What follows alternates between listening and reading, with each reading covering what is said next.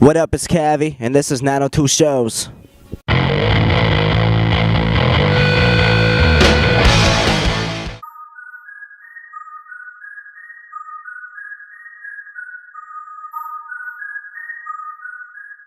I got into hip hop when I was like probably around 9 years old. I was with a buddy downtown by Peaks Key, and I forget what we were doing, but we ended up finding the Nas Illmatic CD. Actually, no, it was Written, and I think that was Nas's second album at the time. But that definitely inspired me to not necessarily like write the music, but definitely take more of a look into the music at the time. By the time I hit like grade 8, I kind of just like, I don't know, I hit this point in my life where I was just like, you know, I do love this music, and hey, why not? Let's try it out. What up, J Forbes? What up, Cavy? Let's go. Evacuate the premises for you, bite the bullet and I be so intelligent. Why you so irrelevant? My biggest influences, definitely Eminem, of course, Nas, Logic, Kendrick Lamar, you know, who else? Big Crit, definitely, Yellow Wolf, Red Hot Chili Peppers, even though they're not rappers, but Rage Against the Machine, definitely Iron Maiden too. I like a lot of metal as well. Be getting benefits, you are too commercial. Real player haters, you ain't coming around my circle. Focused on my element, getting these dead presidents. The Country Roads was made in my producer Mercury in his studio. We started like the writing process kind of like all together in a sense. My manager, my producer, we all definitely had a say in the content of what I should talk about.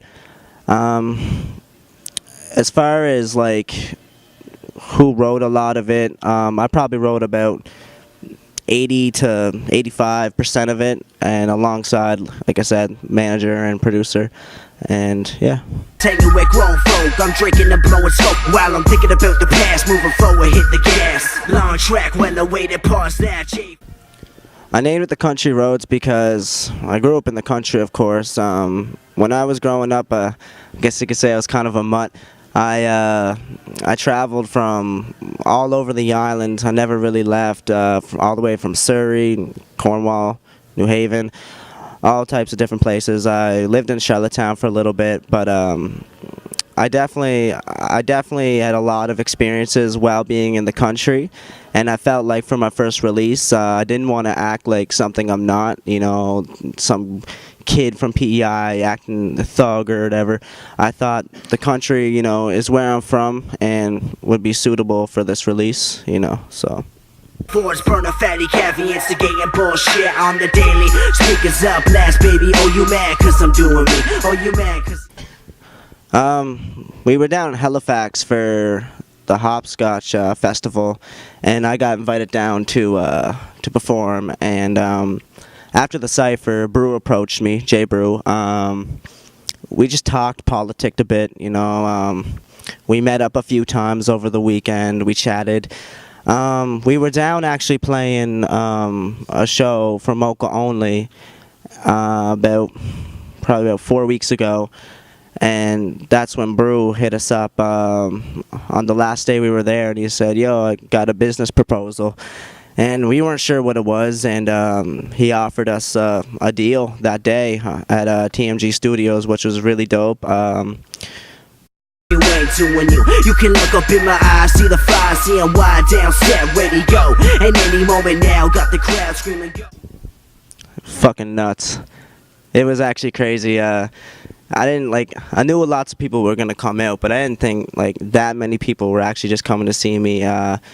We had like silly string, you know, pinata and squirt guns and shit. You know, it was actually nuts. It felt like that scene in 8 Mile, the very last battle. Everyone's throwing their hands up and shit. It was just like an incredible moment. We had some locals play, Pipe Dreams, Gutless Wonder, our Vice and Virtue from Halifax came. A few of my dudes, they go by their group's called Bedmouth, which is Slonny and Michael Beige. part of a crew I'm in, Illusions crew. A few of those dudes came down. Haste, he's a beatboxer, and Jordan Farmer, which goes by Tempo. He's a beat maker as well. The show was absolutely crazy. Oh yeah, and Jay Forbes. I can't forget that. He's my boy. I can't forget Jay Forbes. Love you, Jay. I mean, my mama proud with the goals I've been working for. This an Armageddon flow, toe to toe with the baby face rebel hoe. The process of completing it was definitely stressful for all of us. We didn't have a for certain deadline to meet, but we had a good idea where we wanted it. What motivated me definitely was when I started rapping, I found I didn't really complete a lot of projects. I'd write a song or write a verse or two to it, and then it wouldn't come out the way I want, and I end up just scrapping it and not finishing it. So definitely me thinking, regardless of what this album does for me, at least I'll finish something musically, for once in my career at least. And I knew it would benefit me in ways I couldn't even imagine, whether it's work ethic or knowing what it's actually like to complete a full-length project. I'm bringing it back to real rap, swinging it back like I do. You fucking around with lunatics coming from the boonies, bitch. Who is this? Young, fresh out, wild out, underground. As of now, we're working on a new project. It's called My Paranoid Mind. Hopefully releasing it in a couple months, maybe late spring, maybe early summerish, around that area. Hopefully do a lot of tours when that comes out, do a lot of touring. Just making music, playing shows, working on marketing plans, getting new merchandise for the fans, always keeping the fans up to date, with our new stuff, I guess. Rappers need a timeout. Michael Scofield couldn't break the bars I create. Bet my future on the line, playing high stakes. Ryan is a king. I feel like a lot of people follow trends nowadays, which makes the music less authentic than really what it once was. And I think it was Ice-T who said, most people nowadays follow trends and trends die. So if you're going to base your whole style off a trend, then you're not going to have a very long-lasting career. Now, mind you, there is some people in 2015 who I can honestly say that, if not almost, or they are better rappers than some legends out there. They just don't have the stats quite yet. That's my honest opinion. I mean, you got people, Logic, Kendrick, Big Crit, J. Cole, all those dudes. They're the up and comers to be the next legends in the game. I mean, there is a lot of bullshit nowadays, bullshit music that we plague. Not just hip-hop, but the whole music scene in general, I find. There's only a very select few people that I feel can actually put out a half-decent record nowadays. I mean, hip-hop in itself is, nowadays anyone can do it, I think On Cue said, all you gotta have is a fucking laptop and a microphone, and bam, you're a rapper all of a sudden, and in a sense I like that, but I don't. I find, not everyone, everyone can rap, but not everyone can be good at it. I mean, yeah, not everyone's meant to do it. I find also a lot of people think people believe too strongly in one-hit wonders. They feel like they'll pick up a microphone and they'll be the next biggest fucking thing since Usher or fucking Whoopi Goldberg or some fucking shit. I don't know, but seriously though, that's what I honestly feel. And then whenever real work comes into it, people bitch out. Things aren't going my way, fuck this and that. It's like, well, you're not dealing with the reality of doing this music thing, because it's a lot harder than you think. But yeah, that's that. I don't know if that answers that question, but I mean. Jay is an ace, so slick, go quit if you ain't fucking with the business. Invest in yourself. Definitely feels good. I mean, it was crazy how at one point, it's definitely I don't know if I should say it, but I mean one of the most, I don't know, disrespected, hated, you know what I mean, at one point. I mean, for me, like it's definitely not getting to me because I know, like, as myself, I need to progress, and like, you know, I'm really all about that, honest to God. Like, you see all these people nowadays, I find, you know, just because they made it in the game or whatever, they feel like they don't need to progress. You know, I feel like everyone, you know, regardless of what stage you are as an artist in general, you need to progress.